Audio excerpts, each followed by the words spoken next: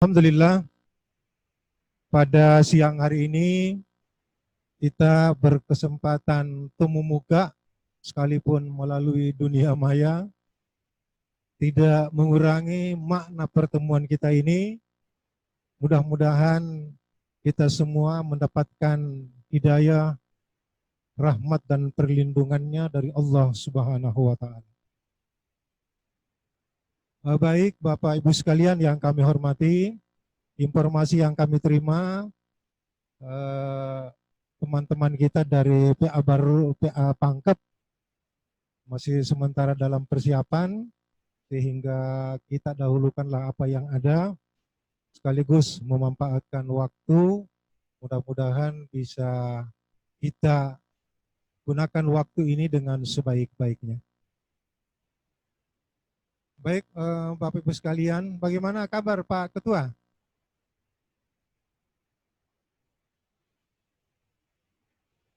Bagaimana kabar Pak Ketua? Halo?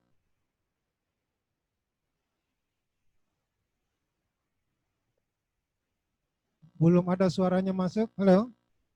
Ya, bisa diterima suara saya, bisa? Diterima Pak, diterima. Alhamdulillah pengajian agama baru baik-baik Pak, lancar-lancar, teman sehat-sehat dan siap menerima acara pembinaan dan pengawasan dari. Kemudian semuanya dalam keadaan sehat walafiat. Alhamdulillah di sini ada. Iya. Karena ada informasi pernah di salah satu pengadilan agama teman kita itu terpapar COVID-19. Ya, mudah-mudahan baru sehat walafiat semua. Ya. Kemudian yang sempat hadir pada saat ini Pak Ketua siapa saja? Disampaikan saya ada 2 wakil. Ya. Kemudian 2 orang ini baru. Di samping kiri saya ada Ibu Sekretaris. Di belakang ada 2 orang pamut. Kebetulan 2 orang kasubat yang ada sekarang sementara mempersiapkan karena ada kegiatan Purna Bakti dan kita sudah ada tamu datang dari luar, jadi mereka yang menyambut tamu-tamu dari luar itu terus sambil kita mengikuti kegiatan. Baik, Pak Ketua dan saudara-saudara sekalian, para hakim dan karyawati Pengadilan Agama Baru yang kami hormati. Alhamdulillah, saya lihat Pengadilan Agama Baru tetap semangat, apalagi dengan hadirnya Ketua PA Baru yang baru. Ya, saya ucapkan selamat datang di PA Baru, dan dengan kehadiran Pak Ketua, paling tidak bisa meningkatkan kinerja seluruh aparat peradilan agama di lingkungan Pengadilan Agama Baru. Baik, saya belum sempat cek ulang. Sebenarnya Hakim Tinggi Pengawas untuk baru siapa? Karena kemarin saya diamanakan untuk PA Baru, bukan yang diberi tugas khusus untuk Hakim Pengawas Daerah untuk wilayah baru. Untuk sementara saya ditunjuk untuk PA Makassar, Sungguh Binasa, dan Maros. Kemudian Baru dan Pangkep kemarin kami lakukan pembinaan kaitannya dengan, kalau tidak salah, Ibu Mardawiyah tidak bisa melaksanakan tugas karena telah berpulang ke rahmatullah. Kemudian Ibu Dr. Andaja Munawara, beliau dalam keadaan sakit sehingga tidak melaksanakan tugas untuk pembinaan pengawasan di Maros. Baik Bapak Ketua dan saudara-saudara sekalian yang saya hormati, saya lihat data terakhir mengenai kinerja SIPP untuk PA Baru, alhamdulillah makin Jumat ke Jumat ada peningkatan. Ya, dari data yang sempat kami lihat, untuk bulan Juni ini, PA Baru pada tanggal 5 bulan Juni menduduki eh, ranking untuk penanganan perkara, penyelesaian perkara 97 kalau nggak salah ya. Kemudian untuk tanggal 12 menduduki ranking 45. Kemudian pada tanggal 19 Juni kemarin, kalau saya nggak salah lihat, menduduki ranking ke-40. Jadi ada peningkatan yang signifikan. Mudah-mudahan untuk tanggal 22 kemarin, karena belum muncul di web Dirjen Badilak, paling tidak bisa merangkak naik ke urutan 30. Insya Allah.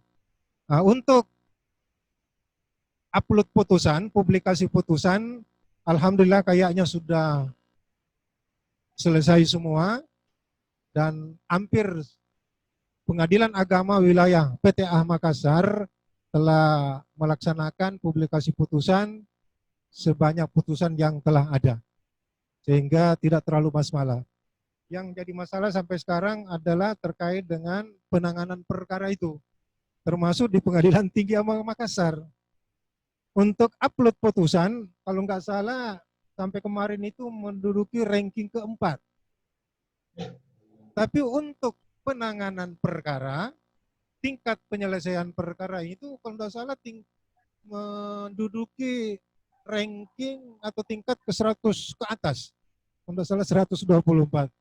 Padahal kami dari hakim tingkat banding sudah berusaha sedemikian rupa meningkatkan penyelesaian perkara itu lebih cepat dan tepat. Tidak hanya sekedar cepat tetapi tepat sesuai dengan aturan dan norma-norma yang ada. Baik, Bapak Ibu sekalian, kemudian yang kedua, saya ucapkan selamat juga kepada Pak Ketua dan seluruh jajarannya bahwa laporan tindak lanjut hasil Binwas kemarin telah kami terima laporannya dan alhamdulillah data yang kami lihat sudah bisa ditindaklanjuti. Kami harap jangan berhenti di situ saja, tetapi upayakan tingkatkan kinerja pengawasan setiap saat, jangan menunggu 3 bulan. Kalau menunggu 3 bulan terlalu banyak menumpuk nanti kesalahan itu, tidak lagi sempat kita mengevaluasi dan memperbaikinya. Baik, Bapak dan Ibu sekalian yang saya hormati,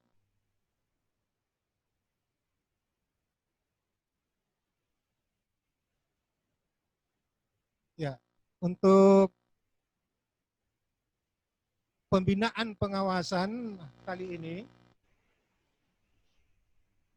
jangan dianggap bahwa kami lebih bisa dan lebih pintar dari Anda. Ya. Jangan dianggap bahwa kami hakim tinggi lebih tahu segalanya dari Bapak Ibu yang ada di pengadilan tingkat pertama. Boleh jadi apa yang saya tahu Pak Ketua baru dan jajarannya belum tahu karena belum sempat baca. Bisa jadi ada yang diketahui oleh Pak Ketua dan jajarannya, kami belum sempat baca dan tidak tahu. Untuk itu, pembinaan kali ini saya lebih menitik beratkan bahwa kita berbagi dan belajar memahami. Maksud saya, kita berbagi informasi, kita berbagi ilmu pengetahuan, kita berbagi data, dari apa yang kita dapatkan dan apa yang kita bagi itu. Dari sana kita harus banyak belajar memahami. Nah, dengan nuansa seperti ini, insya Allah kita akan dapat menyelesaikan setiap permasalahan, termasuk menyelesaikan perkara itu dengan sebaik-baiknya, sesuai peraturan yang ada, sesuai dengan norma-norma maupun hukum acara dan hukum material yang berlaku untuk perkara itu. Pak Ketua baru, masih jelas suaranya? Bisa didengar? Halo? Sangat jelas. Baru bisa didengar? Sangat jelas, Pak. Halo? Bisa? Iya. Untuk Pangkep sudah ada? Mohon suaranya dari Pangkep.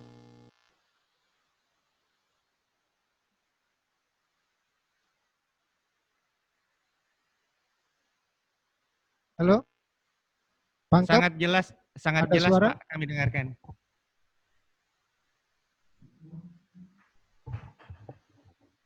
Halo? Halo, halo.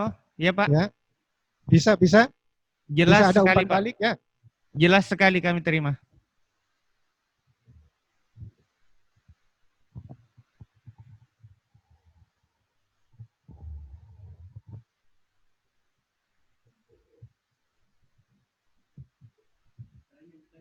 Nah, baik, kita lanjutkan.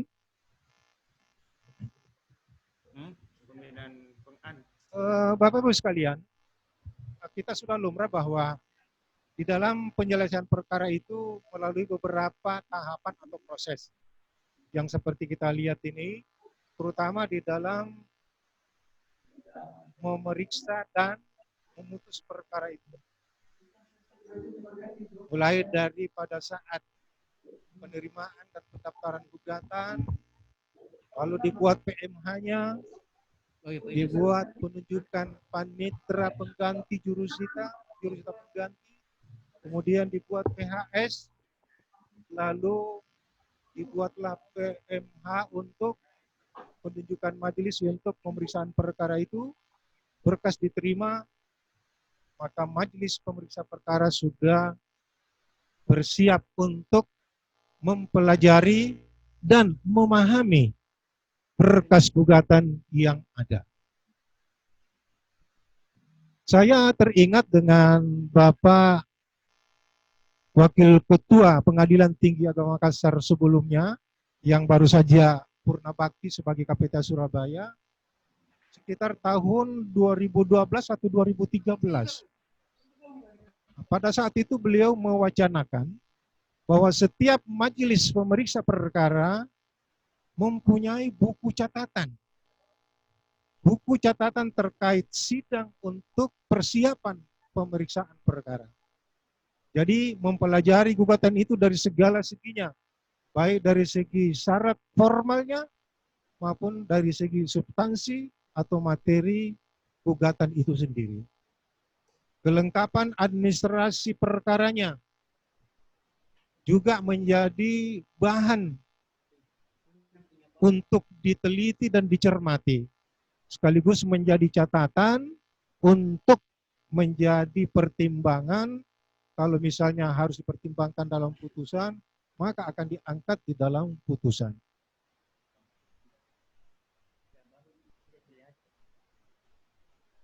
Selain temuan-temuan yang sempat kami dapatkan pada saat pembinaan, pada kesempatan ini titik beratnya adalah temuan-temuan yang kami dapatkan dalam pemeriksaan perkara banding.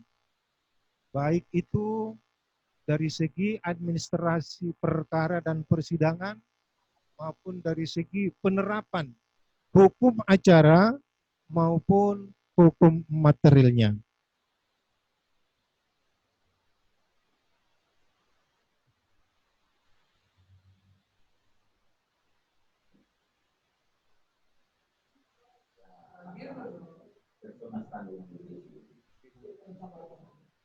Yang pertama, permasalahan yang sering muncul pada saat pemeriksaan gugatan yang perlu menjadi perhatian majelis pemeriksa perkara maupun kepanitraan adalah terkait dengan permasalahan surat kuasa khusus. Temuan-temuan yang kami dapatkan, baik pada saat langsung ke tempat pemeriksaan, pada saat pembinaan pengawasan, maupun berkas-berkas perkara banding yang kami terima, banyak yang kurang memperhatikan mengenai keabsahan surat kuasa khusus dimaksud untuk bisa mewakili atau mendampingi para pihak yang berperkara. Sebagai contoh, adalah kartu tanda pengenal anggota advokat yang sudah habis masa berlakunya. Ini sering kita dapatkan dan ada beberapa perkara yang masuk ke tingkat banding, ternyata apakah hal ini disadari oleh pihak kepanitraan ketika mengajukan banding tidak diingatkan kepada kuasa hukumnya. Oh, ini kuasa nama si A, tapi kartu tanda pengenal anggota advokatnya sudah tidak berlaku. Nah, seharusnya pada saat itu diingatkan oleh pihak kepanitraan jika mengajukan banding atau urus dulu ini. Atau tolong supaya penggugat atau tergugat prinsipal yang langsung saja mengajukan pernyataan banding sehingga tidak bermasalah mengenai keabsahan surat kuasa dalam pengajuan banding tersebut.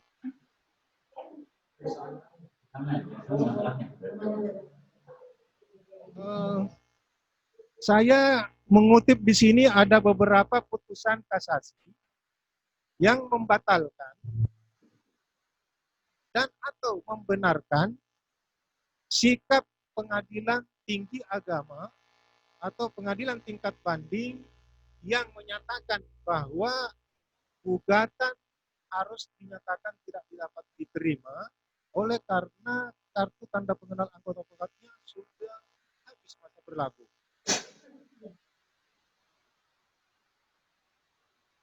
Di sini saya sebutkan di antaranya putusan nomor 341K AG 2014. Ini putusan yang menguatkan putusan PT Makassar. Kalau tidak salah itu nomor 61 PDTG. Kemudian putusan nomor 695 KAG 2012. Ini terkait dengan putusan Pengadilan Tinggi Agama Semarang. Kemudian putusan kasasi nomor 720 KAG 2012. Ini terkait dengan putusan Pengadilan Tinggi Agama Bandung. Jadi nanti bisa mohon dilihat bagaimana pertimbangan hakim tingkat kasasi sehingga membatalkan dan atau memuatkan putusan tingkat banding terkait dengan keabsahan surat kuasa dari para advokat tersebut.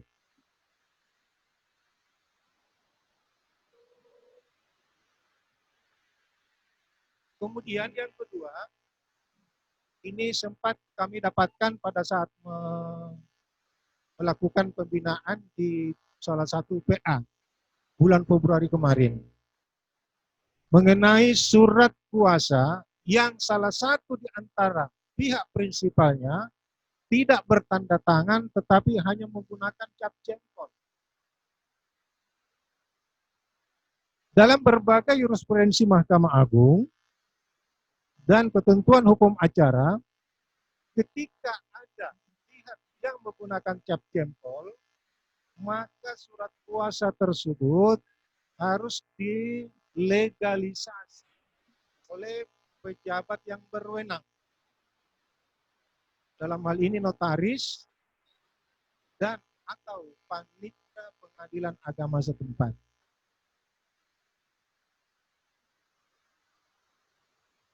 Nah, terkait dengan masalah cap jempol ini, dalam perkembangannya, menurut Hakim Agung dalam putusannya, tidak serta-merta apabila belum delegalisir oleh pejabat yang berwenang dan atau panitera dinyatakan tidak sah sehingga tidak mempunyai legal standing karena tidak memenuhi syarat pemberi kuasa. Di situ dianjurkan bahwa segera dilakukan legalisasi ke pihak notaris dan atau pihak panitia.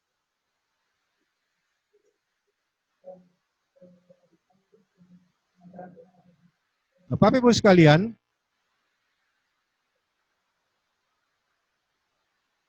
itu antara lain mengenai permasalahan yang kita temukan terkait dengan surat kuasa khusus.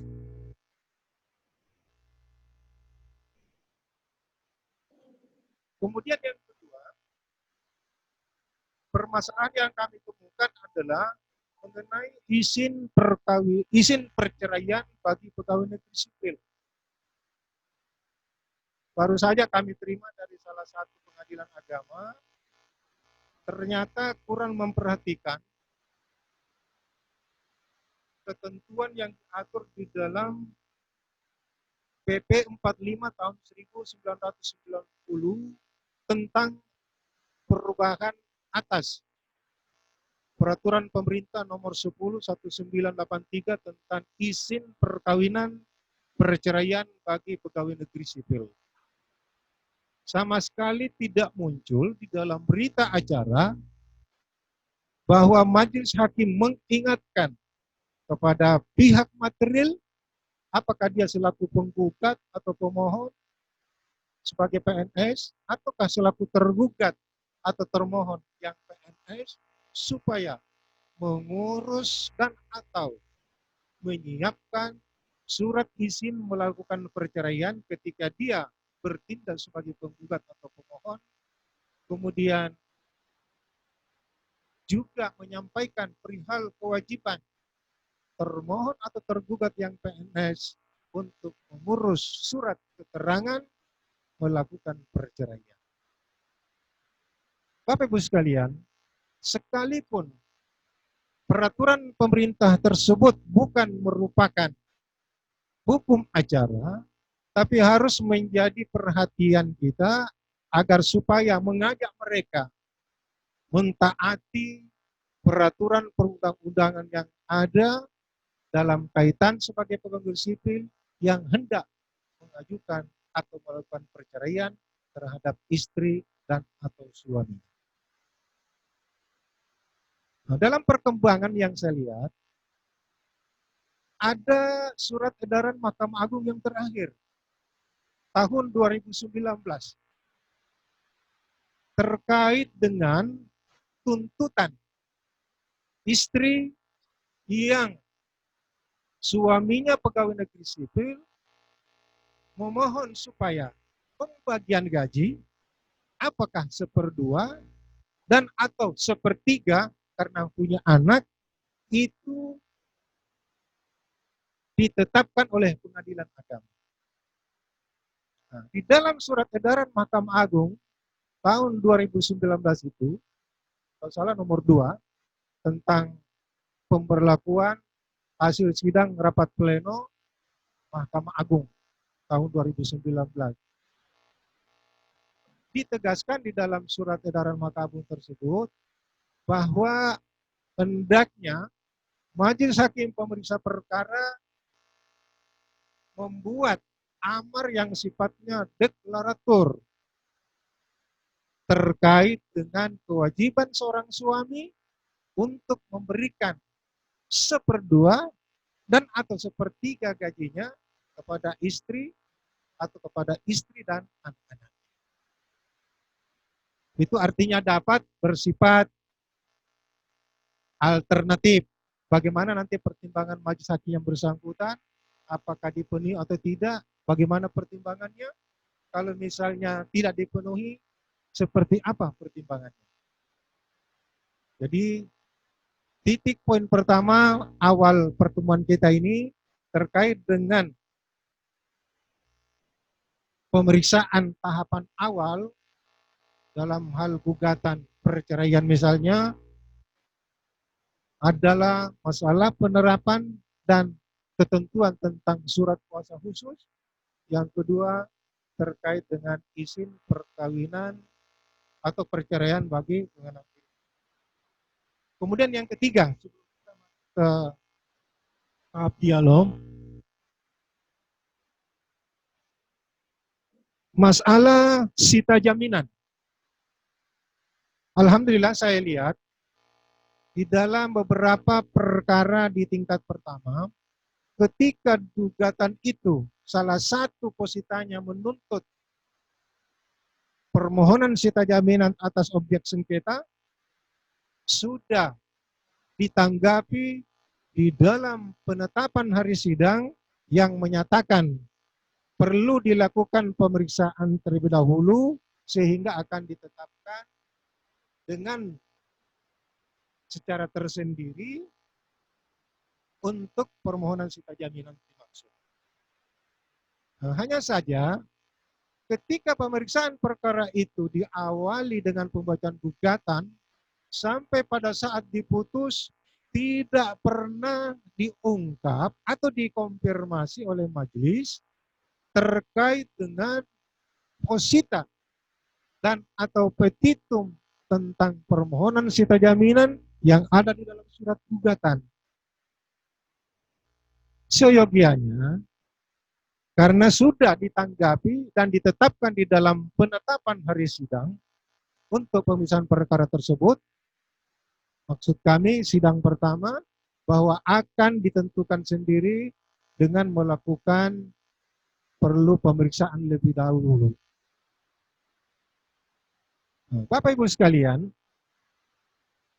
apa yang kita terapkan selama ini, perlunya penangguhan mengenai pemeriksaan untuk sita jaminan pada tahapan tersendiri, itu kita lihat di salah satu jurisprudensi Mahkamah Agung nomor 1346 dan seterusnya.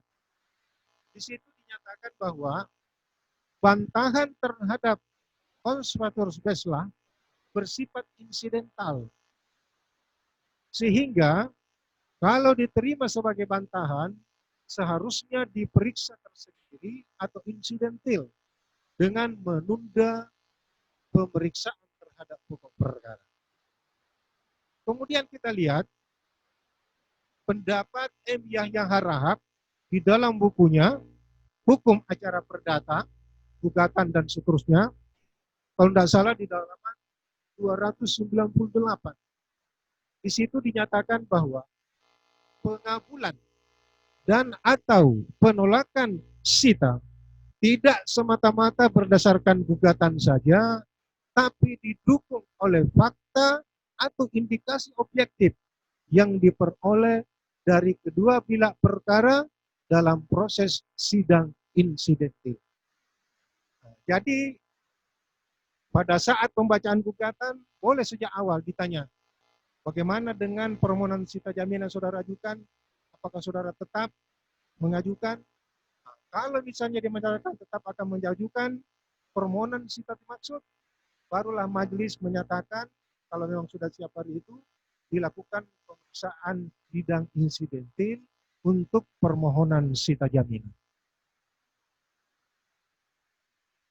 Terkait dengan masalah sita jaminan ini, kami pernah menemukan salah satu berkas perkara yang telah pelaksanaan sita jaminan dilaksanakan, lalu pada sidang berikutnya, seyogianya berita acara sita jaminan tersebut dibacakan oleh ketua atau hakim anggota majelis. Setelah pembacaan berita acara sita jaminan dimaksud, barulah majelis menyatakan pernyataan sah dan berharga atas sita jaminan dimaksud. Hal itu bisa kita lihat uraian Bapak M. Yahya Harahap di dalam bukunya yang berjudul Permasalahan Sita Jaminan. Beliau menyatakan salah satu syarat berkekuatan hukumnya sita jaminan adalah bahwa pada saat persidangan setelah sita jaminan dilaksanakan, majelis menyatakan sita jaminan tersebut sah dan berharga dan dicatat di dalam berita acara. Itu salah satu hal yang menjadikan sita jaminan tersebut mempunyai kekuatan hukum. Selain didaftarkan kepada pihak pejabat yang berwenang sebagai syarat yang kedua.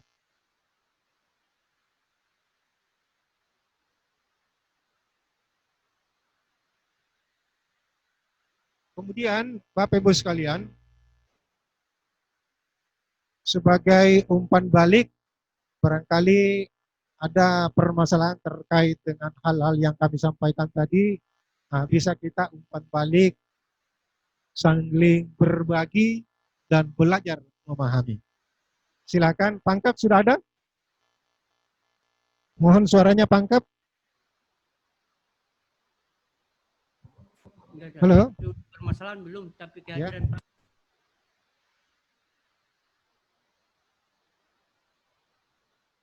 Tak ada suaranya nih, belum ada. Baik Bapak Ibu sekalian, Ya, sudah. Ketua PA baru dan Ketua PA Pangkep ada ya Pak Ruslan? Saya didampingi di sebelah kanan saya Ibu Dr. Naja Nirwana dan Ibu Andiswati di sebelah kiri saya. Boleh juga menyampaikan hal-hal yang terkait administrasi perkara, persidangan, termasuk SPP dan lain-lain. Kemudian masalah umum kesekretariatan. Insya Allah kalau permasalahan disampaikan tersebut bisa disampaikan solusinya akan dijawab pada saat itu juga. Kalau memang belum bisa dipastikan solusi yang terbaik, akan menjadi bahan untuk kita tindak lanjuti pada pimpinan kita bagaimana mencari solusi atas permasalahan yang disampaikan.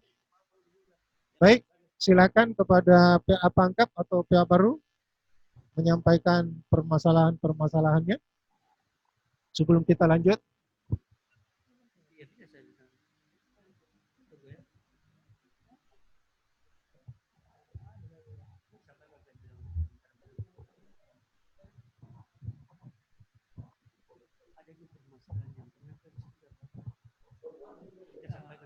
Apa ada masalah mungkin ya? Halo, suara sempat terdengar ya, bisa? Ayo, gimana Pak Ketua baru? Bisa ya? Suara kami kedengaran, Pak.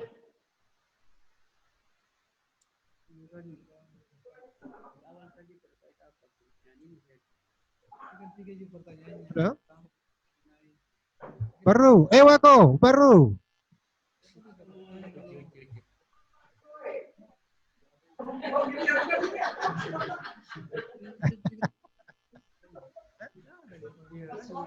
Halo Pak, sudah kedengaran Pak.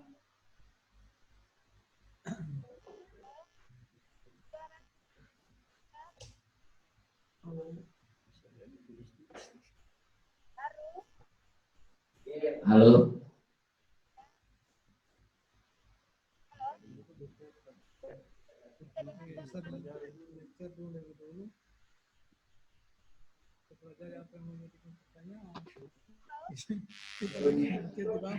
Halo Pak. Kita lagi konsentrasi dengan pengecet.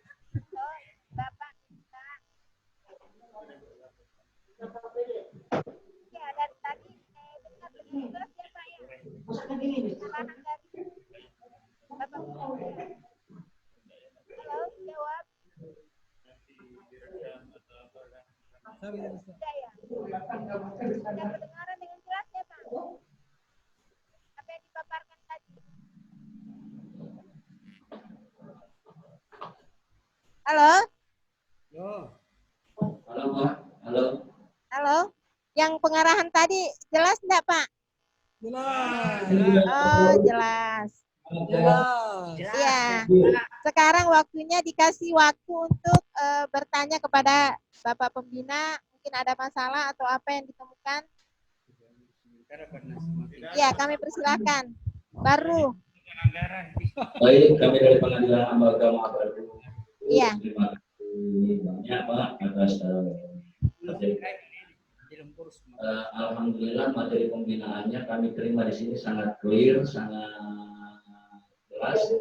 Dan kemudian item-item yang disampaikan juga saya kira adalah item-item yang sangat bermanfaat bagi kami di dalam melaksanakan tugas sehari-hari.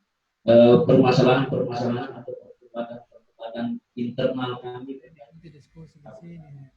Ini mau kita tahu. izin dari pegawai negeri sipil tentang pelaksanaan Halo, dan mungkin bisa ada yang di setel di situ Pak, kurang jelas suaranya, muncul tenggelam. Tidak terlalu jelas Pak suaranya.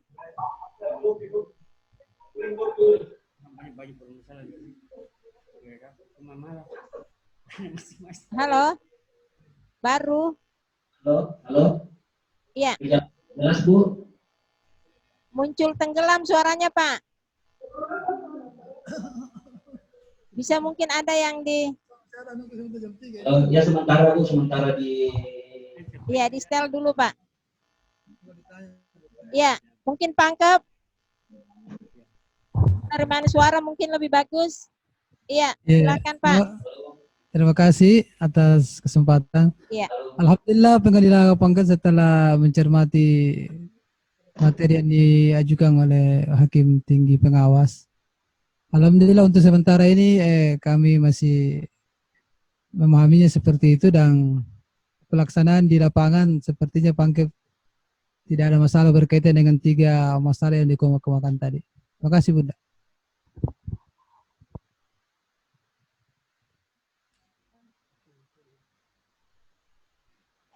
Tangkap sementara pas. Kita beralih ke baru Pak. Mungkin ada masalah yang terima kasih Bu. disampaikan. Apa suara kami kedengaran Bu? Iya, sudah Pak. Sudah kedengaran. Oh iya. Alhamdulillah. Terima kasih alhamdulillah Pak Bu atas materi pembinaannya. Apa yang disampaikan tadi cukup jelas, clear dan memang sangat bermanfaat bagi kami, bagi khususnya teman-teman hakim di Pengadilan Agama Baru dalam penanganan perkara sehari-hari. Materi tentang pelaksanaan sidang disabilitas, satu tanda pengenal advokat dan surat izin cerai bagi PNS memang selama ini sudah menjadi perdebatan kecil di lingkungan teman-teman hakim. Namun dengan materi yang tadi disampaikan, saya kira itu bisa menjawab beberapa persoalan tadi yang sebelumnya memang masih didiskusikan. Kalaupun misalnya tentang apakah ada pertanyaan dan lain-lain terkait dengan materi yang sudah disampaikan, saya kira tidak ada pertanyaan dari kami. Kami hanya ingin mungkin menitip pertanyaan atau mungkin harapan tentang pengaturan terkait dispensasi kawin. Karena ada beberapa hal dalam perma tentang dispensasi kawin itu yang mungkin sampai hari ini belum menjawab fakta real yang dihadapi di lapangan. Antara lain, apabila ada pengajuan permohonan dispensasi kawin yang salah satu orang tuanya keberatan, misalnya ibunya keberatan, sementara bunyi permanya menyebutkan kedua orang tua sebagai pemohon. Demikian pula jika sekiranya kedua orang tuanya itu berada jauh di pulau lain, sementara anak yang akan dinikahkan itu hidup bersama orang tua angkatnya. Ini juga belum ada penjelasan apakah harus orang tua kandungnya yang mengajukan pemohon atau dibolehkan orang tua angkatnya. Perma kita belum menjangkau sampai ke sana, sedangkan fakta realnya sudah seringkali ada pihak atau ada pencari keadilan yang datang menanyakan terkait hal itu. Mohon petunjuk, mohon perbilangan dari Bapak Hakim Tinggi. Mudah-mudahan nanti bisa membantu teman-teman dalam menghadapi permasalahan-permasalahan yang dihadapi di lapangan. Terima kasih. Assalamualaikum warahmatullahi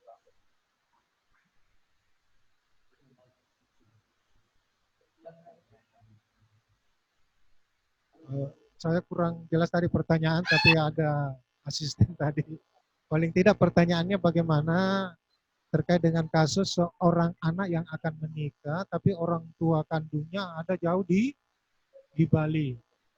Hanya tinggal bersama dengan orang tua angkat, ya. Gitu. Jadi seperti kita ketahui bahwa untuk wali nikah ada aturannya tersendiri di dalam undang-undang perkawinan kita. Yaitu dari pihak bapak, saudara, atau paman.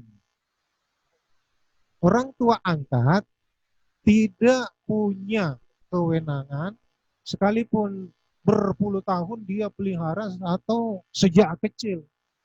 Karena peralihan anak kandung si A, misalnya yang ada di Bali, menjadi anak angkat si D yang ada di Makassar, hanya terkait dengan kewajiban memelihara, mendidik, merawat, menyekolahkan, dan sebagainya.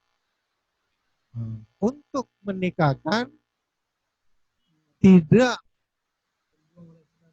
dibenarkan menurut ketentuan hukum kita. Ya. Jadi diusahakanlah kalau misalnya orang tua kandungnya di Bali nggak bisa, mungkin ada dari pihak keluarganya yang laki-laki, apakah saudara kandungnya ataukah saudara kandung dari bapaknya, saudara kandung dari bapaknya dalam hal ini paman, berarti itulah nanti yang akan bertindak sebagai wali nikah untuk anak tersebut. Mungkin begitu Pak Ketua ya.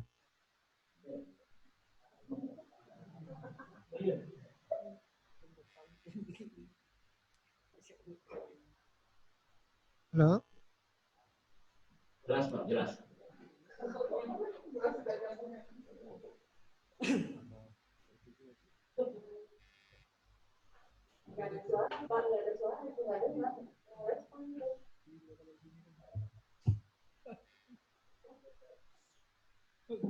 Ya, halo. Halo. Baru tadi penjelasan jawaban dari Bapak diterima jelas, Pak? Cukup clear, cukup jelas Bu. Iya, sesuai dengan pertanyaannya ya, Pak ya? Iya. Sesuai. Iya. Mungkin ada hal lain lagi, Pak? Kalau tidak, Bapak lanjutkan materi. Lanjutkan. Ada, Pak? Jelas Bu, jelas. Dan sudah sesuai. Ada masalah lain lagi, Pak? Saya kira untuk sementara. Sementara? Iya, kalau begitu kita dengarkan pengarahan Bapak lagi ya, Pak ya? Ya, siap. Baik, permasalahan yang kami sampaikan berikutnya adalah ada 2 perkara atau 3 nggak salah ini. Perkara hadana dengan perkara harta bersama oleh majelisnya dan tercatat di dalam berita acara bahwa pemeriksaan perkara itu dilaksanakan dalam sidang tertutup untuk umum. Saya kurang tahu persis apakah majelisnya memang berpendapat seperti itu ataukah itu hanya copy paste terhadap berita acara yang sebelumnya dan lupa pengawasan secara teliti baik oleh ketua majelis atau hakim anggota dan termasuk panitera penggantinya. Sehingga berkas perkara yang kami terima itu perkara hadana dan perkara harta bersama diperiksa dalam sidang tertutup untuk umum yang menurut pendapat atau hemat kami harus diperiksa dalam sidang terbuka untuk kita sependapat Pak ya. Halo? Ya.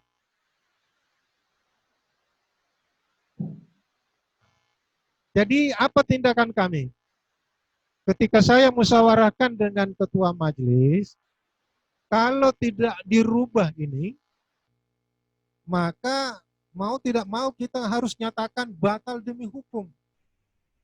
Itu dengan merujuk kepada ketentuan Undang-Undang Nomor 48 Tahun 2009, nanti bisa dilihat di pasal 13 ayat 1 dan ayat 2. Itu sama dengan ketentuan yang ada di dalam Undang-Undang Nomor 7 1989, pasal 59, yang menyatakan putusan pengadilan hanya sah dan mempunyai kekuatan hukum apabila diucap terbuka untuk umum kecuali undang-undang menentukan lain. Nah, menurut Undang-Undang Nomor 7 1989, pemeriksaan perkara dinyatakan tertutup untuk umum hanya perkara perceraian, cerai talak atau cerai gugat.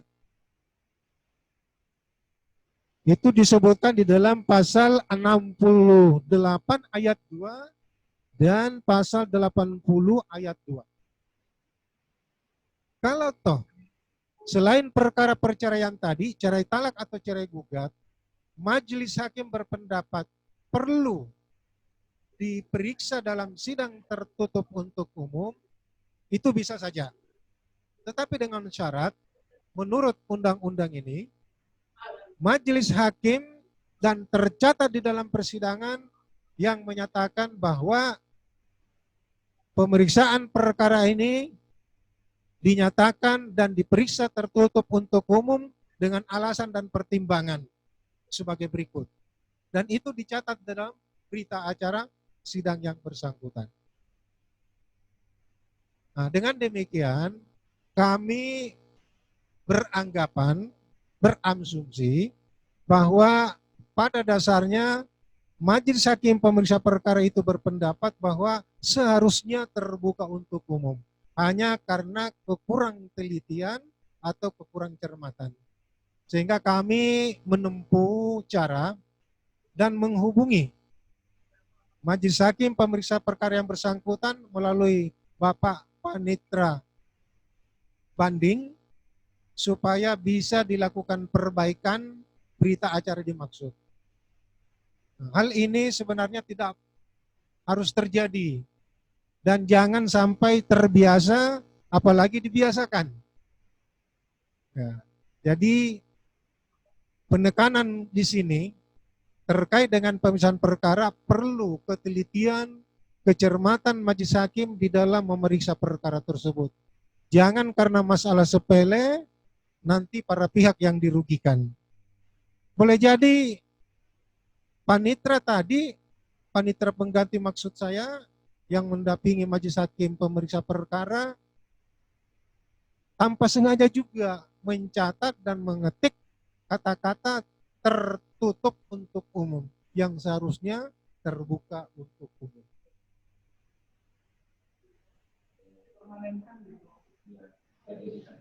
Yang ada kata itu yang membelakangi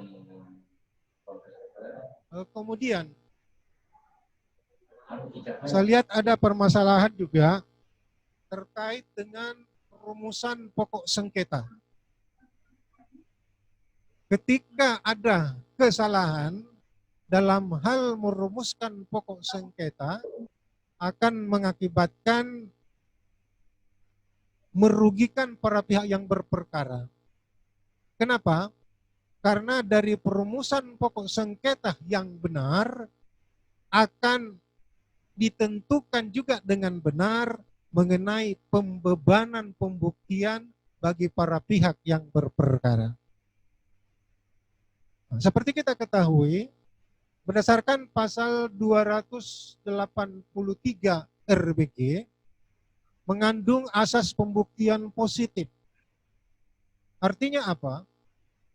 Hanya pernyataan dan atau dalil yang bersifat positif itulah yang harus dibuktikan.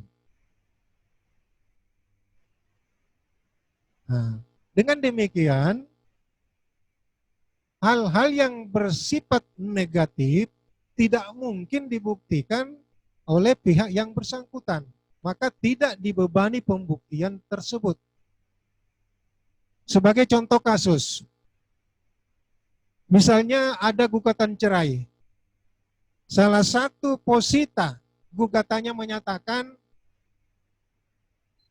istri atau penggugat mendalilkan bahwa tergugat suaminya sejak tahun sekian sampai sekian tidak memberikan nafkah kepada istri. Sehingga dia menuntut nafkah yang dilalaikan itu harus dibayar oleh tergugat dari bulan sekian, tahun sekian, sampai bulan dan tahun sekian, sejumlah sekian. Ketika ada gugatan seperti ini, maka siapa yang harus dibebani pembuktian? Pangkep, saya mohon reaksinya gimana? Halo? Halo Pak. Ya, bagaimana menurut Pangkep? Kalau ada posita gugatan atau pepitung gugatan yang seperti itu, bagaimana dalam hal pembebanan pembuktiannya?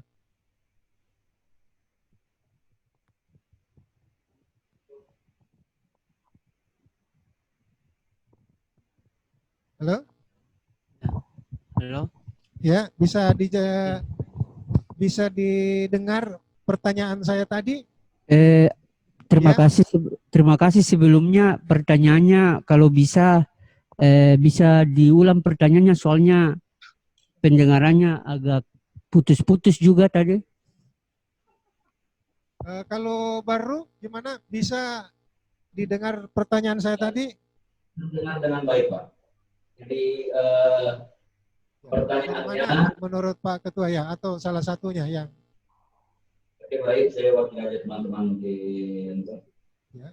Jadi kalau kami di Pengadilan Agama Baru, saya kira penjelasan tadi itu cukup clear Pak, bahwa pembebanan pembuktian berdasarkan pasal 283 RBG itu adalah pembebanan pembuktian bersifat positif, sehingga hanya dalil-dalil atau posita-posita yang bersifat positif yang dibuktikan. Adapun dalil yang bersifat negatif berlaku asas negatifan unsur propaganda, bahwa dalil negatif itu sangat sulit untuk dibuktikan sehingga pembuktiannya secara terbalik. Namun demikian yang kami praktekkan secara real. Kedengaran Bu suaranya? Kurang jelas, Pak. Baik. Ya, bisa diulang mungkin, Pak. Oke baik. Jadi untuk kami seperti yang kami praktikkan juga di teman-teman Pengadilan Agama Baru, bahwa pasal 283 RBG itu adalah pembebanan pembuktian yang bersifat positif, sehingga hanya dalil positiflah yang dibuktikan. Untuk dalil negatif berlaku asas negatifan unsur propaganda, yang tidak, bahwa dalil negatif sangat sulit untuk dibuktikan sehingga pembuktiannya selama ini kami lakukan secara terbalik. Jadi kalau ada penggugat yang mendalilkan bahwa tergugat tidak pernah memberikan nafkah selama 2 tahun misalnya, sehingga dia menuntut nafkah lampau, maka kami membagi pembebanannya sebagai berikut. Pertama, penggugat kami mencari fakta positif di balik dalil negatifnya. Jadi dalil negatifnya tidak pernah dinafkahi. Fakta positifnya berarti dia bisa melangsungkan hidup dengan cara lain selain dari adanya nafkah dari suaminya. Maka kami membebankan kepada penggugat untuk membuktikan fakta bagaimana ia bisa hidup selama 2 tahun tanpa ada nafkah dari tergugat. Mungkin akan menjelaskan bahwa dia bekerja di tempat lain atau bagaimana. Kemudian tergugat akan dibebankan kalau dia membantah itu, mengatakan dia tetap memberikan nafkah kepada tergugat, maka tergugatlah yang akan membuktikan mengenai adanya nafkah yang diberikan kepada penggugat. Demikianlah yang kami praktekkan, termasuk ketika itu kita adopsi atau kita kalau hal yang serupa terjadi pada perkara-perkara yang lain, misalnya harta bersama waris dan lain-lain. Terima kasih.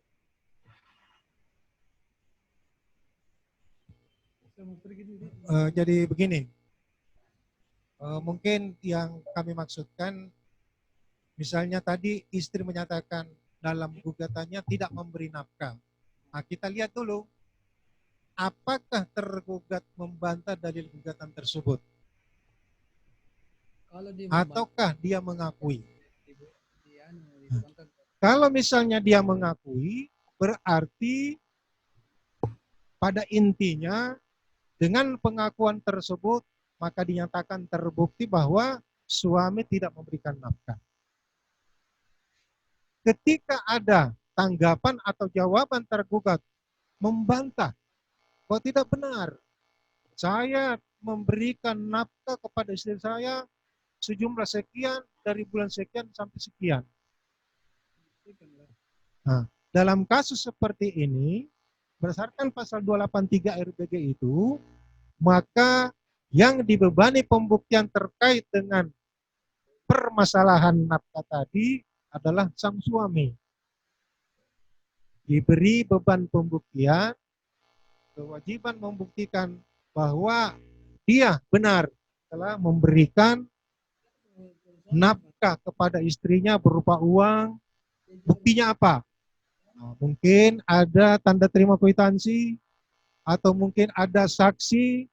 Saksi itu yang membahas sendiri uangnya dan menyerahkan kepada sang istrinya dan sebagainya. Jadi pada prinsipnya dalam hukum perdata, pembuktian pemeriksaan perkara itu terkait dengan suatu gugatan ketika berisi pernyataan yang bersifat positif, maka dialah yang harus dibebani untuk pembuktian. Karena sangat sukar dan sulit membuktikan sesuatu yang mengandung kata-kata tidak atau yang bersifat negatif. Jadi saya kaitkan lagi dengan saksi. Masih sering kita ketemukan di dalam pemeriksaan saksi, terutama di dalam kasus-kasus perceraian, yang sifatnya keterangan saksi itu merupakan kesan, pendapat, kesimpulan, atau asumsi. Padahal berdasarkan pasal 308 kalau tidak salah RPG, saksi itu harus menerangkan apa yang dia lihat, apa yang dia dengar, dan apa yang dia alami. Jadi pada intinya bersifat konkret, bukan yang bersifat abstrak. yang ada pengacara kita. Dengan demikian, hal ini juga terkadang dipengaruhi jawaban saksi tadi yang sifatnya pendapat, kesimpulan, karena pertanyaan dari majelis hakim itu sendiri. Misalnya, hakim bertanya dalam satu kasus perceraian, apakah saudara pernah melihat penggugat dengan tergugat bertengkar, berselisih pendapat? Dengan pertanyaan ini, saksi akan terpengaruh. Paling-paling dia menjawab ya atau tidak. Kalau dia menyatakan, ya saya pernah melihat dia bertengkar. Ada lagi pertanyaan lanjutan. Pertengkaran itu sendiri menurut hemat kami, itu sifatnya abstrak. Sifatnya abstrak, berselisih itu abstrak. Tetapi tanda-tanda bahwa dia bertengkar, itulah seharusnya yang diterangkan oleh sang saksi. Kalau sekedar kata pengantar saja, untuk menerangkan apa yang dia lihat dengar, tidak ada masalah. Tapi kalau berhenti sampai di situ, tidak jelas. Berselisih bertengkar seperti apa. Sehingga harus diarahkan, perselisihan pertengkaran yang saudara tahu seperti dalam bentuk apa. Apakah misalnya dia pernah memukul, apakah dia pernah saling memarahi, saling menghina, dan sebagainya. Bapak Ibu sekalian, saya dan mungkin ini perlu kita baca, ada pernyataan dari Bapak M. Yahya Harahap dalam bukunya Hukum Acara Perdata terkait dengan keterangan saksi yang bersifat kesimpulan, kesan, pendapat, bukan menerangkan apa yang dia lihat. Kalau yang dia lihat mengumpul kan bisa. Kalau dia lihat bertengkar, itu kan kesimpulan. Dia lihat diomeli oleh suaminya, itu yang konkret, yang dia lihat. Dia dengar sang suami mengucapkan kata-kata kotor kepada istrinya, itu yang konkret, dia dengar. Tapi ketika saya melihat dia bertengkar, bertengkarnya itu kan abstrak, tidak nampak, tidak jelas. Nah, menurut Pak Yahya Harahap, saksi yang telah mengambil kedudukan fungsi dan kewenangan hakim karena yang berhak dan berwenang mengambil kesimpulan dari keterangan saksi menurut pasal 1908 KUH Perdata atau 308 RPG adalah hakim, bukan saksi. Yang punya hak dan kewenangan mengambil kesimpulan dari suatu peristiwa. Kemudian yang kedua beliau menyatakan, membenarkan saksi mengemukakan pendapat dalam keterangannya, menjadikan keterangan itu melenceng dari garis objektif ke arah pendapat dan penilaian subjektif. Yang ketiga, beliau menyatakan kesimpulan seseorang mengenai suatu peristiwa yang dialami, dilihat dan didengar tidak selamanya persis atau tepat, apalagi akurat, tetapi bisa keliru sehingga tidak memberi suatu kepastian. Jadi Bapak Ibu sekalian, disinilah perlunya bagaimana majelis hakim mengarahkan pemeriksaan perkara itu sehingga ketika mengorek dan menggali fakta dari saksi benar-benar mengarah kepada hal-hal yang bersifat konkret, bukan yang bersifat abstrak. Apakah itu dalam perkara perceraian atau dalam perkara kebedahan. Bapak Ibu sekalian, sekarang saya alihkan ada beberapa temuan yang akan disampaikan oleh Bu Hajah Nirwana dan mungkin bisa menjadi bahan diskusi kita bagaimana mencari jalan keluarnya. Untuk itu kami silakan. Terima kasih, Pak. Assalamualaikum warahmatullahi wabarakatuh.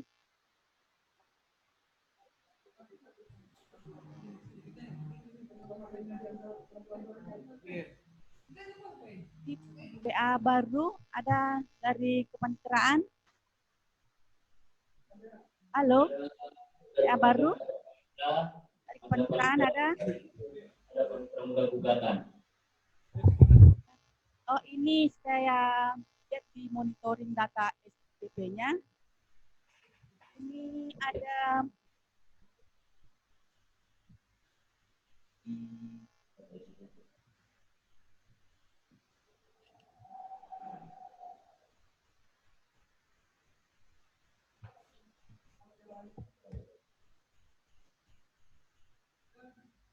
ini ada putusan tanggal di putusan beda dengan tanggal di persidangan terakhir. Mungkin bisa dicek di SIPP-nya. Perkara nomor 36 2020. Di situ putus tanggal 3 Maret 2020, sedangkan di sidang terakhirnya itu tanggal 4 bulan 2 2020.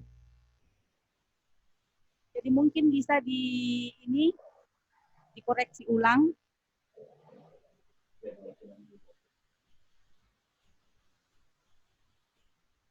Selanjutnya perkara nomor 96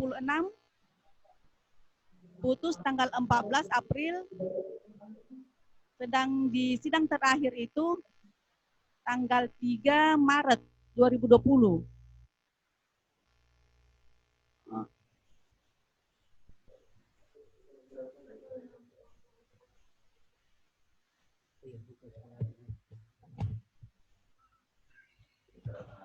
Kemudian juga perkara nomor 103, putus tanggal 21 April, dan di sidang terakhir tanggal 17 Maret 2020. Adik di kepaniteraan bisa dilihat.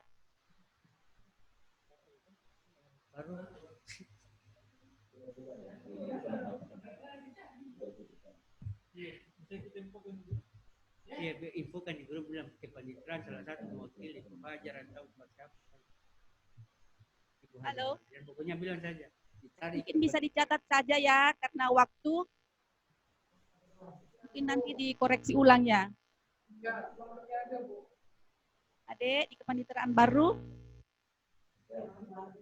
Kemudian ada juga ini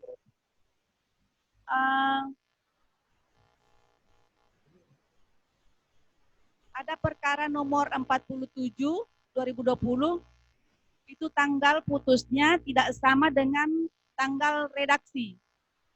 Seharusnya tuh tanggal putus sama dengan tanggal redaksinya keluar. Nah, mungkin dicek Adek.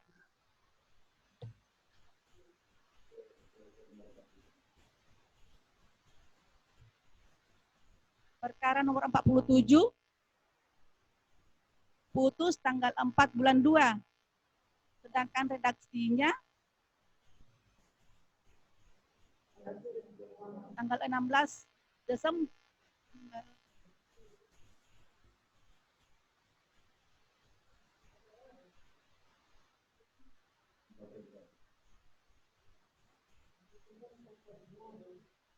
Bisa Dek dilihat?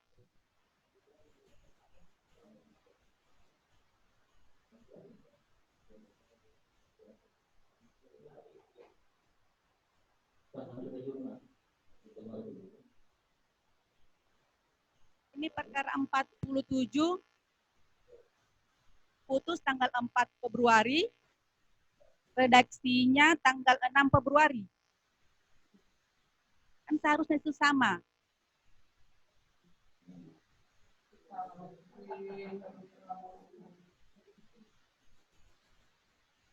Jadi kalau udah bisa sekarang nanti dicek ulang ya. Karena waktu PA baru. Halo PA baru, Dek. Ya.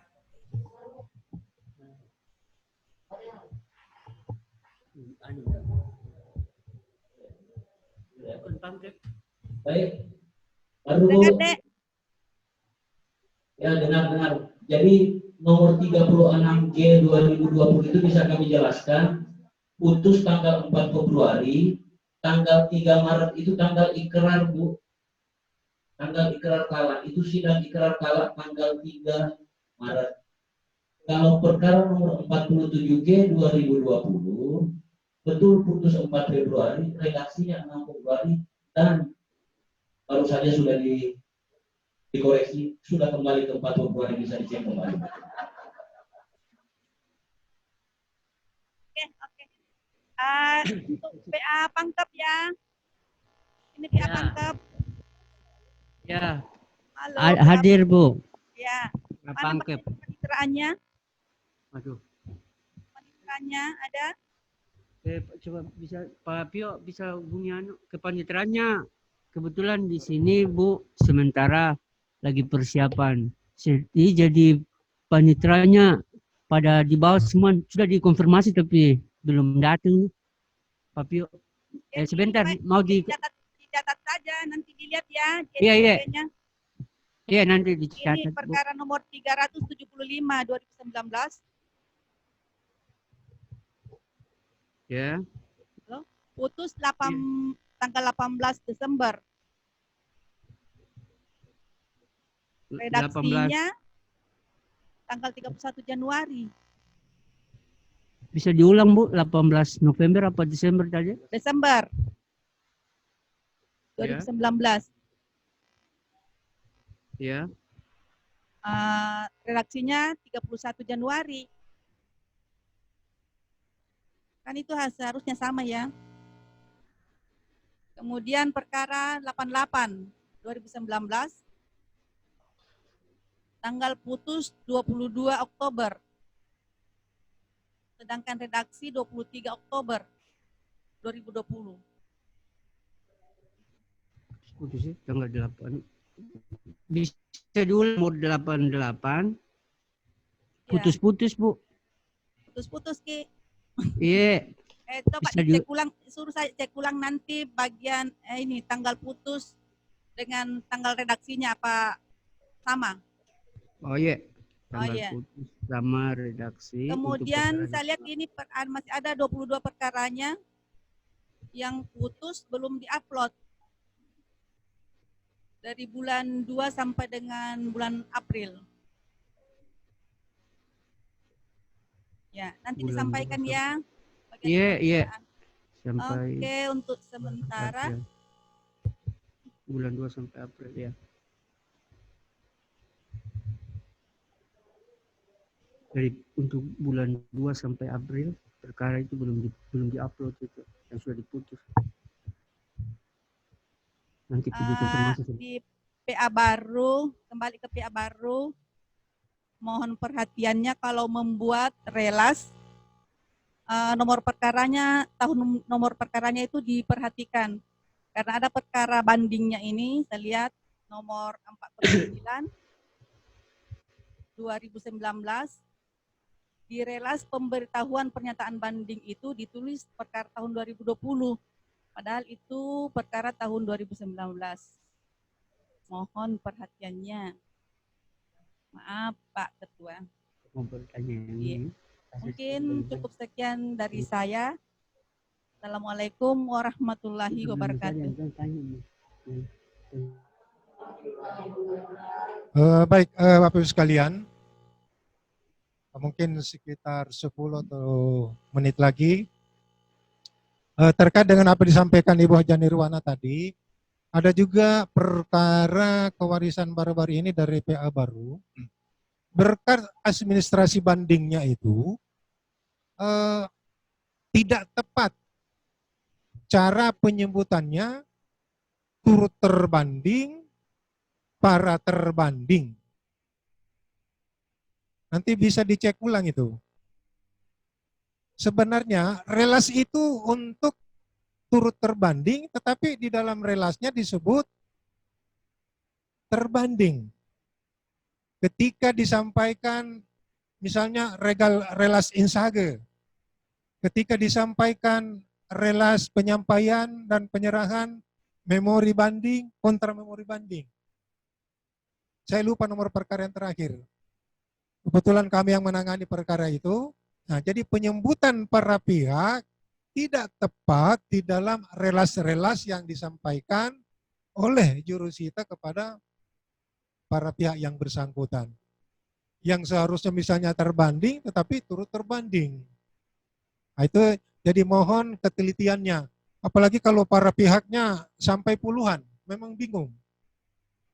Yang mana turut terbanding 1 sampai turut terbanding 20 sampai 50. Nah itu, jadi mohon ketelitian sebab bagaimanapun itu kesalahannya, taruhlah dinilai kecil, tetap namanya kesalahan, sekalipun bersifat administratif. Tapi kalau dipermasalahkan, wah itu jadi masalah. Nah, baik, Bapak Ibu sekalian, ada juga yang perlu kami sampaikan, terkait dengan pemeriksaan setempat. Saya lihat alhamdulillah PA-PA rata-rata sudah melakukan pemeriksaan setempat terkait dengan sengketa harta bersama dan atau kewarisan dan yang semacamnya. Hanya saja yang perlu diperhatikan lebih lanjut adalah ketika melakukan pemeriksaan setempat itu, terkadang informasi datanya kurang lengkap. pada umumnya. Berata acara pemeriksaan setempat sudah dilakukan dengan baik, akan tetapi informasi data yang diperoleh dari pemeriksaan setempat itu sangat minim. Sebagai contoh, Ketua Majelis disertai dengan ini Pak Lurah, para pihak menuju ke lokasi objek sengketa. Misalnya objek sengketa A. Lanjut dilakukan pemeriksaan dan pengukuran dan ditemukan fakta sebagai berikut. Rumah di atas seluas ini, di atas tanah seluas ini dengan batas-batas sebagai berikut. Itu saja. Tidak ada keterangan siapa yang menguasai rumah itu sekarang. Siapa yang tinggal di rumah itu sekarang. Itu perlu. Sebab terkadang di dalam surat gugatan maupun di dalam proses jawab-menjawab tidak nampak dari penggalian fakta oleh majelis hakim yang bersangkutan siapa yang menguasai dan atau tinggal di rumah itu. Itu perlu terkait dengan adanya perintah nanti untuk menyerahkan objek sengketa kepada yang berhak. Memerintahkan penggugat, padahal bukan penggugat yang menguasai rumah itu. Kan salah perintahnya.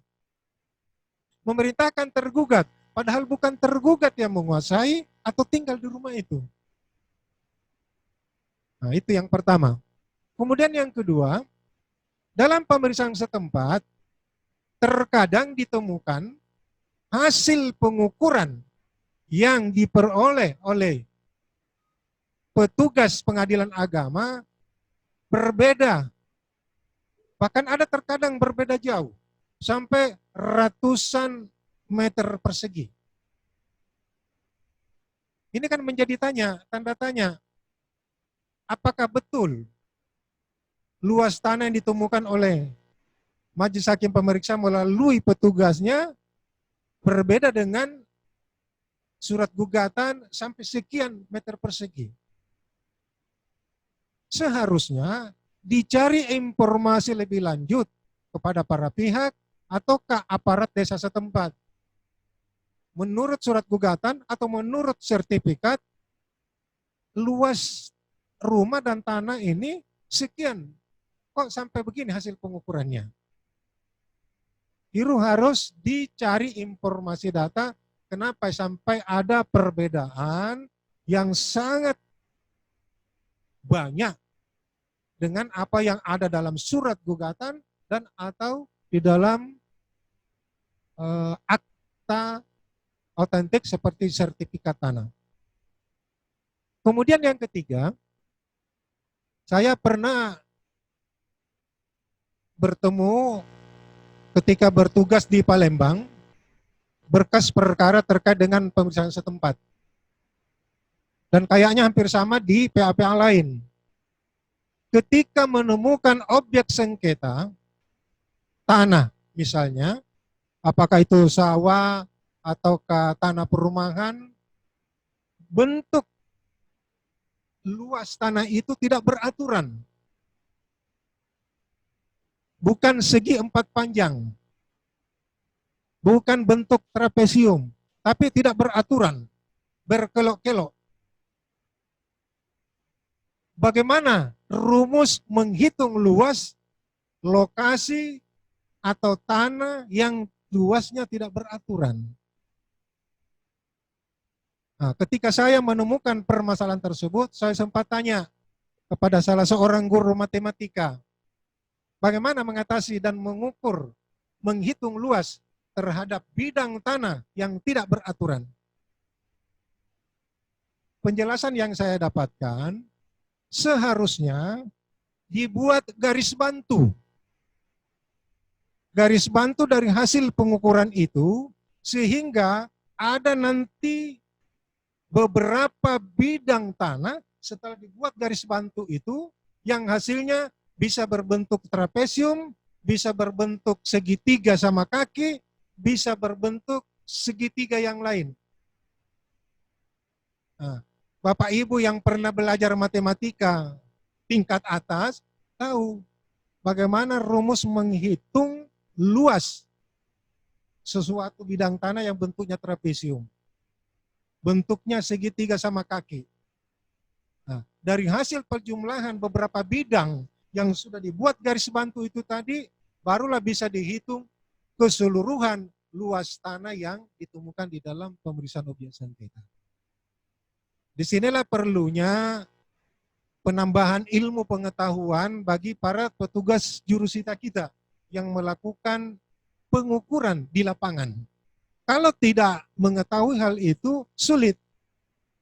Nah, dalam hal yang demikian, tidak ada salahnya majelis meminta bantuan kepada petugas pertanahan setempat untuk membantu melakukan pengukuran. Sekalipun sebenarnya pihak Mahkamah Agung membenarkan aparat peradilan melakukan pengukuran. Tapi ketika terbentur dengan permasalahan tadi, susah mencari jalan keluarnya. Sehingga data luas tanah yang ditemukan secara objektif di lokasi objek sengketa tidak akurat. Nah, itu juga yang kami dapatkan di dalam salah satu berkas perkara yang masuk ke tingkat banding. Bidang tanah tidak beraturan, hanya menyebut panjang dari sini titik A ke titik B sekian, dari sini ke sekian meter, dari sini ke sekian meter, berbelok dan berbelok. Tidak tahu berapa luas tanah. Bagaimana nanti memberikan bunyi amar putusan misalnya mengenai data luas tanah. Kurang lebih sulit juga, karena tidak tahu rumusnya menghitung. Nah, kalau tahu rumus menghitung dengan cara tadi, membuat garis bantu, insya Allah akan bisa kita selesaikan permasalahan. Jadi itu Bapak Ibu sekalian beberapa hal atau yang kita temukan yang perlu perhatian kita bersama, terutama perhatian bagaimana Pak Ketua menyampaikan bimbingan arahannya di dalam pelaksanaan tugas sehari-hari, baik jurusita, panitera pengganti, serta hakim anggota yang memeriksa perkara itu, sampai pada tingkat pelaksanaan eksekusinya. Sehingga bisa berjalan dengan baik sesuai dengan petunjuk dan aturan yang ada.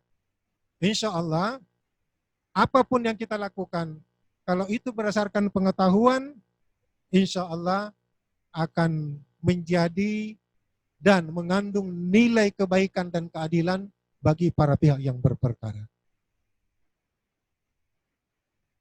Bapak Ibu sekalian, saya lihat jam sudah hampir 3:30. Kami beri kesempatan lagi kita berbagi dan belajar memahami. Saya ingat ini Pak Ketua PA Baru, tahun 2012 atau 13 yang lalu lah. Salah satu putusan Pengadilan Agama Baru yang kami pilih, kebetulan saya waktu itu salah satu anggota untuk memilih putusan terbaik di wilayah PTA Makassar untuk diperlombakan di tingkat pusat. Yang saya ingat betul, itu putusan dari PA Takalar. Ketua majelisnya kalau tidak salah, beliau ini, Pak Ketua PA Baru. Masih ingat Pak Ketua Baru ya? Masih ingat ya. Kalau tidak salah berhasil menduduki ranking 2 tingkat nasional. PA Baru. Bisa hapus sedikit itu ya. Jadi mudah-mudahan keberhasilan yang masa lalu itu bisa dikembangbiakkan di PA Baru sekarang.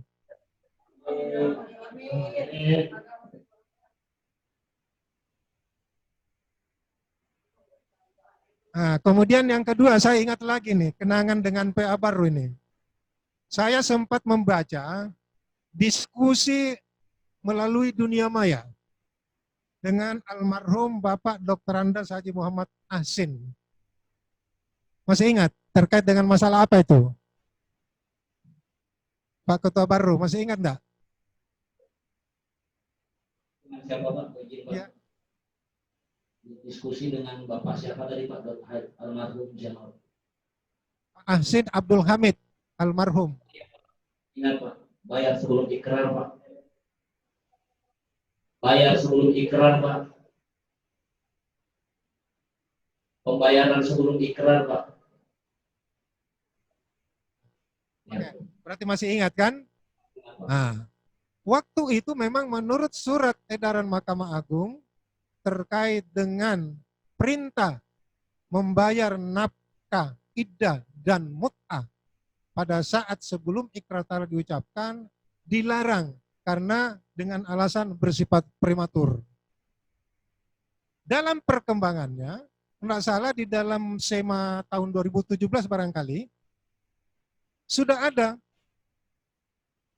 bahwa hal itu dapat, berarti dibenarkan, masuk amar putusan.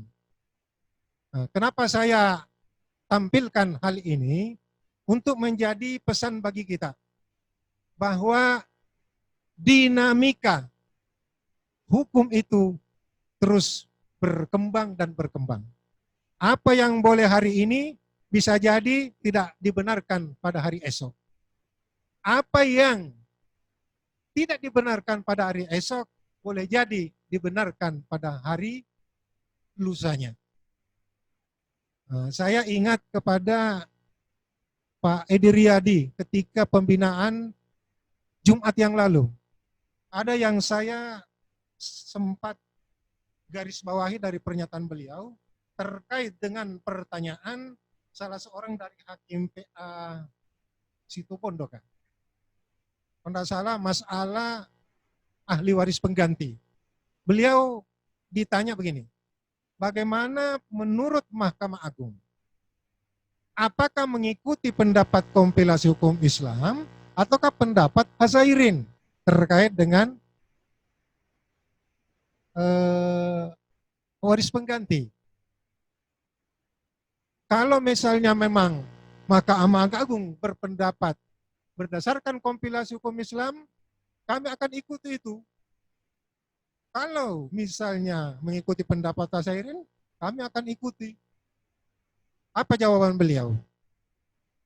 Hakim harus independen. Harus menggali fakta sendiri dan berpendapat sendiri. Kalau Anda tidak sependapat dengan putusan kasasi misalnya, tidak pendapat dengan si A misalnya, tidak masalah.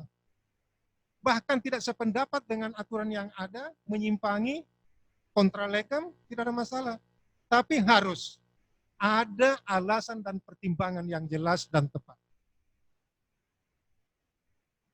Jadi begitulah sikap hakim di dalam memutus sesuatu perkara. Taruhlah misalnya ada satu perkara ini yang kami dapati terkait dengan ahli waris beda agama.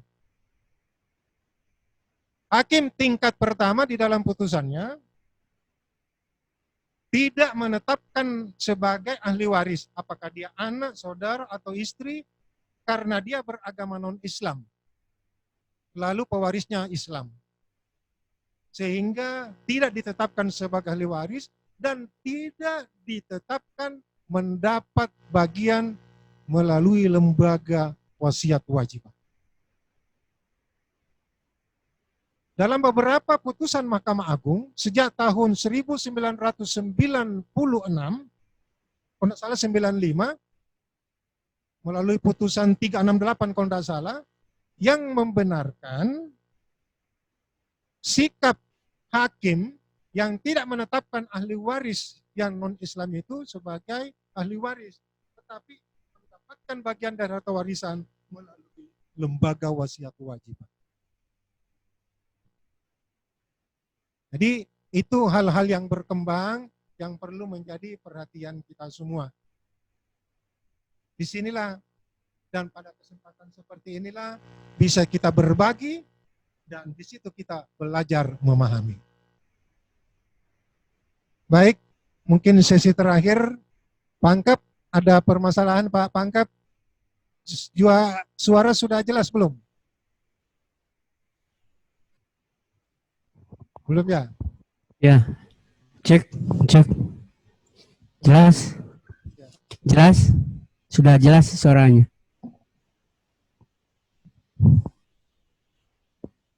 Gimana Pak? Ya, pengadilan agama. Oh. Pak Ketua didampingi siapa ini? Kebetulan Pak Ketuanya ada ikut pelatihan yang diadakan oleh Pusdiklat Mari, dan ini saya bersama hakim yang kemarin baru. Alhamdulillah. Ya, Sehat-sehat semua jadi Pak hakim. Hakim ya? Terkait ini tadi Sehat mau semua, teman ditanyakan. Sehat-sehat semua di Oh, Pak. alhamdulillah sehat-sehat semua. Iya, alhamdulillah sehat-sehat semua. Ya, ini berkat dengan saudaranya mungkin ya, dengan ikan bandengnya. Iya. Iya. Saya lupa kemarin itu di daerah Penyingkul mana itu tempat ya menikmati sop saudara itu kemarin. Ya. Ada yang mau disampaikan Pak? Atau Ya, ini sedikit mau disampaikan terkait permasalahan yang mungkin tidak ada kaitannya dengan ini, namun dianggap penting. Misalkan ada satu kasus ini, bagaimana tentang pengangkatan anak oleh orang terhadap anak yang lahir dari perkawinan siri, dalam artian tidak ada buku nikah, orang tuanya tidak mempunyai buku nikah, dan anak itu tidak mempunyai akta kelahiran karena kelahiran anak tersebut dari perkawinan yang tidak tercatat. Kemudian persoalannya bagaimana statusnya itu. Misalkan saya punya keinginan untuk mengangkat anak yang anak itu lahir dari sebuah perkawinan tanpa ada buku nikah, tapi nikah siri begitu. Kira-kira statusnya ini apakah asal-usul anak yang didahulukan ataukah tidak ada persoalan dalam pengangkatan anak karena niatnya baik untuk anak itu. Mungkin itu saja yang disampaikan. Terima kasih. ya, jadi begini. Terkait dengan pengangkatan anak, ada beberapa peraturan perundang-undangan yang mengatur mengenai masalah itu. Ada peraturan pemerintah nomor berapa tentang pengangkatan anak, bahkan ada juga peraturan Menteri Sosial. Jadi pada dasarnya, intinya, anak yang diangkat itu harus jelas statusnya dari perkawinan yang sah. Sehingga jelas orang tuanya. Dan kedua orang tuanya itu harus didengar keterangannya pada saat pengangkatan anak diperiksa oleh pengadilan agama. Dengan demikian, ketika pemeriksaan tentang permohonan pengangkatan anak itu ada syarat-syarat administratif maupun syarat-syarat formal yang harus dipatuhi dan dilaksanakan oleh majelis hakim pengurusan perkara. Jadi pada intinya untuk pengangkatan anak mutlak perlu didengar keterangan orang tua dan jelas bahwa anak itu adalah anak dari si A dan si B. Kemudian di dalam praktek ada beberapa pengangkatan anak yang dianggap pada akhirnya dia sebagai anak angkat karena bukan telah ada putusan atau penetapan pengadilan, tapi hanya diangkat melalui seremonial tertentu. Nah, jadi dalam hal-hal seperti ini bisa saja nanti majelis hakim punya pertimbangan tersendiri dalam kasus-kasus tertentu yang sifatnya insidental. Sisa bagaimana nanti memberi pertimbangan bahwa sekalipun itu perkawinan anak itu lahir dari perkawinan siri, akan tetapi ini dan ini bisa saja. Jadi ada kasus-kasus tertentu yang memungkinkan hal yang diatur itu tadi bisa dipertimbangkan lain. Jadi ketentuan mengenai anak yang harus lahir dari perkawinan yang sah bisa nanti dipertimbangkan, tergantung bagaimana pertimbangan majelis hakim yang bersangkutan. Jadi terkait dan tergantung dengan kasus itu sendiri. Ya? Sudah jelas, Pak? Ya, sudah jelas. Makasih sebelumnya. Sebagai perbandingan, karena terkait dengan ada perkara yang satu ini waris beda agama, saya juga baru tahu bahwa Imam Hanafi berpendapat sekalipun pewarisnya itu adalah non-Islam, dia bisa mewariskan harta bendanya kepada anaknya yang beragama Islam. Itu pendapat Imam Hanafi. Tapi saya belum tahu bagaimana pertimbangan Imam Hanafi sehingga berpendapat seperti itu. Jadi ini memerlukan pengkajian lebih dalam lagi, termasuk misalnya bagaimana asbabul wurud hadis yang melarang la yarisul kafiral muslima walal muslimu al kafiran. Bahwa tidak boleh seorang kafir mewariskan kepada Islam, demikian pula sebaliknya Islam mewarisi kepada orang non-Islam. Asbabul wurud hadis itu perlu kita kaji lebih lanjut, dan ini yang menjadi salah satu pertimbangan Hakim Agung di dalam putusannya, mengapa ahli waris yang non-Islam itu memang bukan sebagai ahli waris, tetapi dia mendapat bagian melalui lembaga wasiat. Mungkin kesempatan ini kita cukupkan.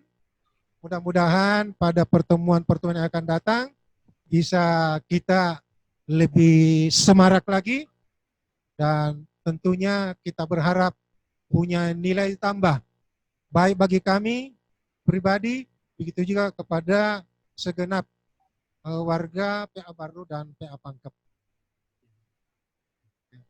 Demikian, ada penyampaian sedikit dari Ibu Maniswa. Assalamualaikum warahmatullahi wabarakatuh. Ya, sebelum kita tutup pertemuan ini, saya hanya ingin menyapa sekretarisnya, sekretaris baru Ibu Nawira. Hey, ya sekretaris Pangkep. Oh, sudah pulang ya. Iya, saya hanya sedikit saja karena tidak bagus juga kalau administrasi umum tidak disinggung-singgung ya pada pertemuan ini. Ya, kita sudah membaca laporan tindak lanjut masing-masing PA Baru dan Pangkep, dan apa hasil temuan kami yang pengawasan yang kemarin. Alhamdulillah saya lihat sudah ditindaklanjuti dengan baik semua hasil temuannya. Mudah-mudahan betul-betul sudah ditindaklanjuti. Kami akan mengeceknya nanti pada saat pengawasan. Insya Allah kalau pandemi ini sudah berakhir, insya Allah kita bisa dipertemukan lagi, bertatap muka langsung, dan bisa melihat di lapangan bahwa apa yang telah kami temukan kemarin itu di saat pengawasan betul-betul sudah ditindaklanjuti. Itu harapan kami. Dan mungkin ada pertanyaan atau masalah dari kesekretariatan yang bisa kita jadikan bahan diskusi di sini, atau apa saja masalah kesekretariatan. Kalaupun saya tidak bisa menjawab, kami akan teruskan kepada teman-teman yang memang kompeten untuk menjawab masalah-masalah tersebut. Iya, baru Bu Nawira. Bisa cukup permasalahannya cukup. Ya. Nanti ada yang ingin disampaikan, kami akan hubungi lewat WA atau untuk sementara cukup. Untuk sementara? Ya, cukup. Iya. Semua sudah terlaksana sesuai dengan aturannya. Iya. Ya. Bu Nawira. Saat ini Iya. belum ada ya, belum ada masalah ya. Dan insya Allah kita bisa berhubungan langsung kok lewat WA Bu ya. Kalau ada masalah bisa ditanyakan langsung. Iya. Ya, Pangkep bagaimana? Untuk sementara? Ya, Iya, sekretarisnya untuk juga. sementara belum ada, sekretarisnya juga lagi kerja di zona integritas Iya. dari berjemur-jemuran. Iya, iya. Iya, kalau begitu alhamdulillah saat ini kita semua sudah merasa cukup dan pertemuan ini semoga menjadi ajang silaturahmi dalam kondisi seperti ini yang bisa kita saling sharing, saling memberikan solusi apa-apa yang kita hadapi. Iya, terima kasih Sekretaris Pangkep dan Sekretaris baru. Iya, Assalamualaikum. Baik, Bapak Ibu sekalian, khususnya Bapak Ketua PA Baru dan jajarannya, begitupun Pengadilan Agama Pangkep dan jajarannya atas kehadirannya di dalam pertemuan secara online ini. Nah, sekali lagi kami menyampaikan terima kasih dan mohon maaf kalau ada hal-hal yang kurang berkenaan. Informasi yang kami dapatkan bahwa insya Allah dalam waktu dekat siapa hakim tinggi pengawas daerah untuk Pangkep dan Baru akan ditentukan kemudian. Ya, jadi untuk sementara kalau ada masalah sebelum ditunjuk tidak ada masalah kalau misalnya saya atau ibu pendamping kiri kanan saya ini dihubungi kalau ada masalahnya. Apa itu terkait dengan kepanitraan maupun kesekretariatan. Kalau sudah ditunjuk siapa hakim tinggi pengawas daerah dan pendampingnya, mau atau tidak mau harus melalui pintu itu, ya. Jangan melalui pintu yang lain. Kalau melalui pintu yang lain berarti salah masuk. Nah, kalau salah masuk berarti salah langkah. Kalau sudah salah langkah berarti sudah serba salah. Ya. Dan kita harus berjalan di dalam kebenaran. Nah, baik. Sekali lagi saya menyampaikan terima kasih dan permohonan maaf. Mudah-mudahan pertemuan ini mendapatkan nilai ibadah dan berkah dari Allah Subhanahu wa taala. Selanjutnya kita tutup virtual meeting ini dengan bersama-sama membaca hamdalah. Alhamdulillahirabbil alamin. Wassalamualaikum warahmatullahi wabarakatuh. Waalaikumsalam. Hidup PA Baru, PA Pangkep. Mahkamah Agung. Adilah. Ewako. Baru. Waalaikumsalam warahmatullahi wabarakatuh.